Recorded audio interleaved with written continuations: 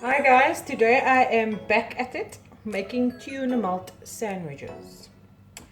So I have my tuna here and I have a couple of ingredients that I will run through with you.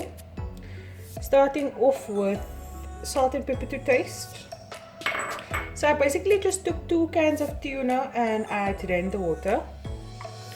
Half an onion. And crushed chilies. This is optional, you don't have to throw in crushed chilies. I also have fish masala. I throw in there. That's also optional, you don't have to throw that in there. And here I have red bell pepper. A quarter piece of red bell pepper. And I just chopped it up nicely. So I'll mix this through because I still have a few other ingredients that needs to go in here. Mayonnaise, mustard sauce, and some mixed herbs.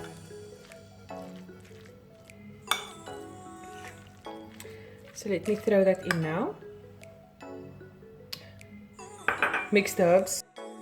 So it's about a tablespoon of mustard sauce. Not too much.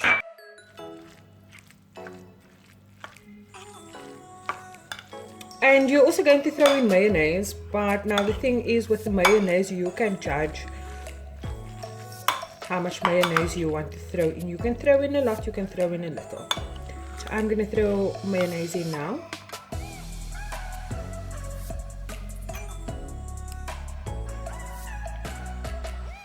I'm throwing 2 heaped spoons in, and then I'll check if I need some more.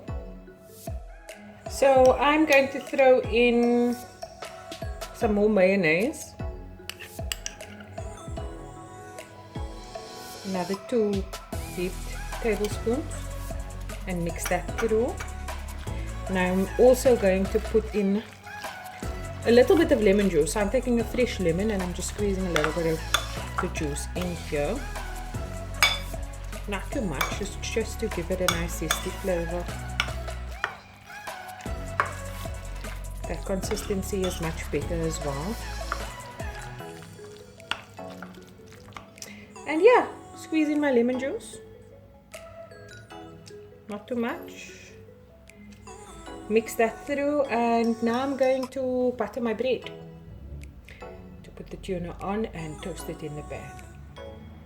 So now I'll show you how I butter my bread. I don't put too much butter on because I don't want the bread to be oily in the pan. So I just scrape the butter on one side of the bread. It's not too much butter.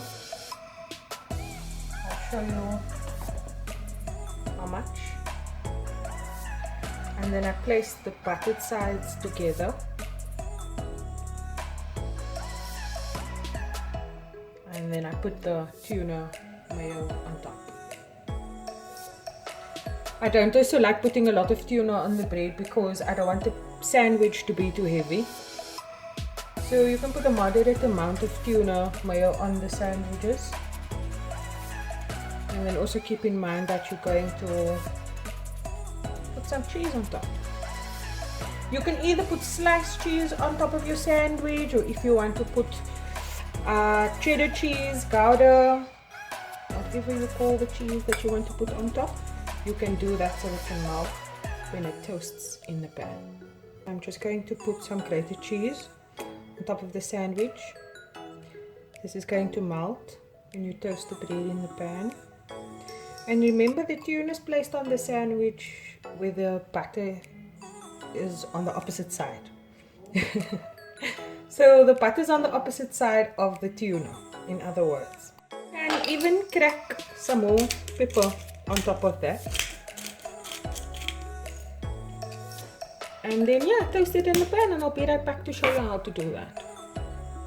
So over here I have my pan heating on low. And then I'll just put the bread in buttered side down. So I'll take my bread and I'll put it down into the pan like that.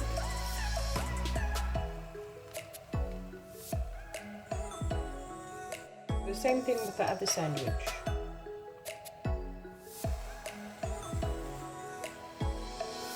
And then I just leave it in the pan to toast. Guys, you can check your sandwiches in between, and if it is ready to turn around, you just flip it over. Same with the other one. You just flip it over. If you need to turn the sandwich back onto the side again, you can always do that.